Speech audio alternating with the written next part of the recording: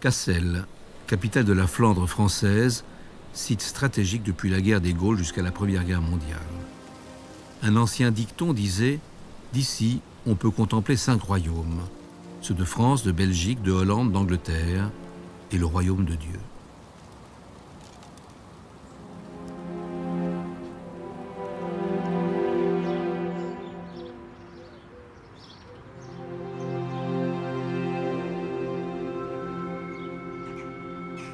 La collégiale Notre-Dame de la Crypte, attestée depuis le Xe siècle, fut maintes fois incendiée, pillée et profanée.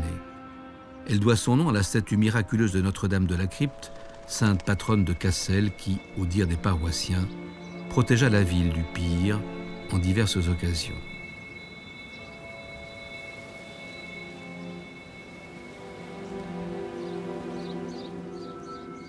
Une ville charmante, avec ses ruelles pavées en pente, grimpant sur le mont Cassel jusqu'au jardin qui, à 176 mètres d'altitude, surplombe le petit attroupement des toits en tuiles.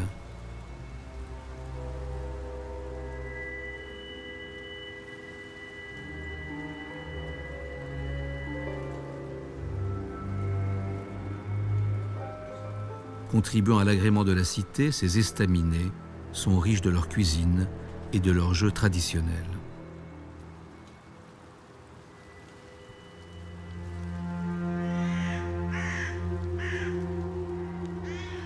Au sommet, un grand moulin appelé Kastelmeulen domine la ville et la plaine. Mais ce cavalier n'est pas Don Quichotte prêt à lui donner l'assaut. Le maréchal Foch, vainqueur de la bataille de l'Isère en 1914 et 15, retrouve ici en effigie son point d'observation de stratège.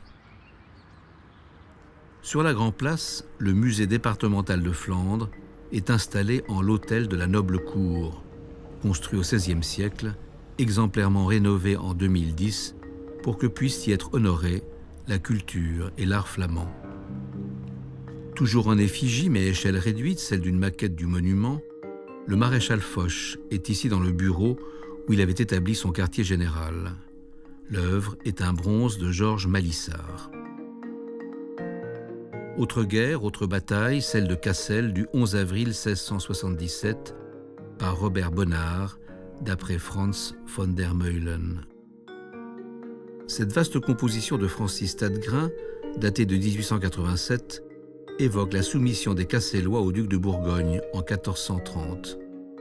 Un bas-relief de petit format transpose la grande image pour la donner à toucher et à percevoir aux malvoyants.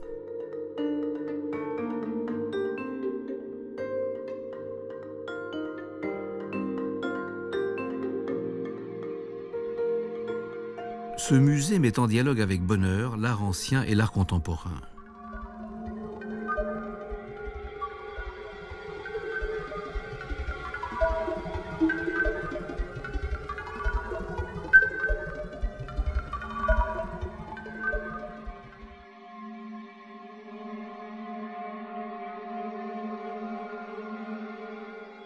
Dans cette salle, une vue de Cassel au XVIIe siècle est en vis-à-vis avec une œuvre vidéo intitulé « Gens ordinaires dans un paysage » du jeune artiste Fabien Rigobert.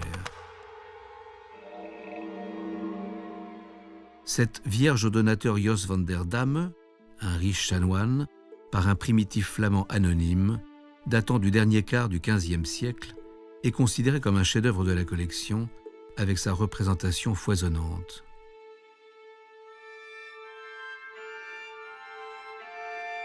Le donateur est représenté les yeux fermés, c'est-à-dire mort, ce qui constitue un des aspects les plus rares de ce tableau.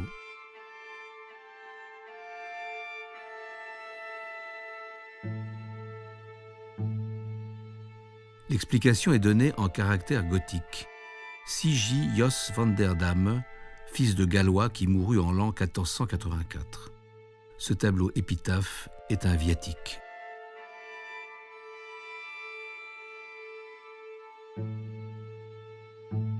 À l'arrière-plan à gauche d'un maître anonyme, la lactation de Saint-Bernard et à droite du maître de Francfort, cette Vierge à l'enfant, huile sur bois de la fin du XVe siècle. Encore une Vierge à l'enfant, celle-ci de Jan Gossart, début XVIe. Une mise au tombeau en chêne polychrome, Flandre, XVIIe siècle.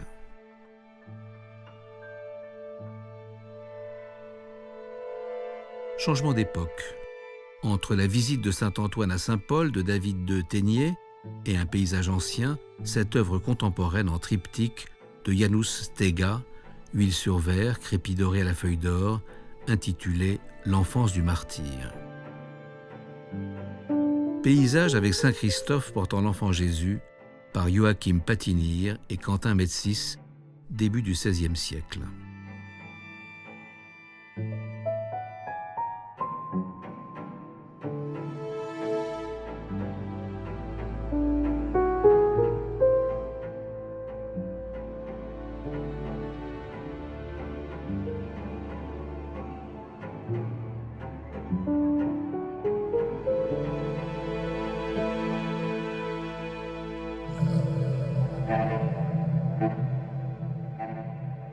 Deux visions du paradis terrestre, celle de cet anonyme flamand au XVIIe siècle et celle du photographe contemporain Éric Deville.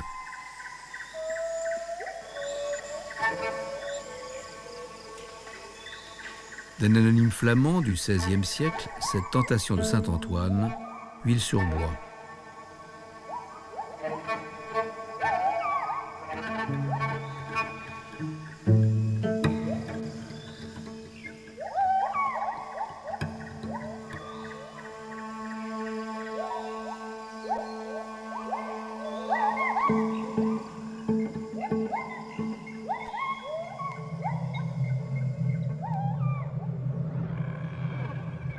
Dans cette sorte de cabinet de curiosité, à nouveau un Saint-Christophe, mais dans un décor et avec des monstres à la Jérôme Bosch, côtoyant ces deux coqs de Koen van Mechelen et d'un autre artiste contemporain, l'anversois Jan Fabre, ce hibou, intitulé « Les messagers de la mort décapités, symbole de réconfort ». Cette corbeille de fruits avec perroquet de Franz Snyders, XVIIe siècle, en dialogue avec le château de cartes de Patrick von Kakenberg, créé en 2007.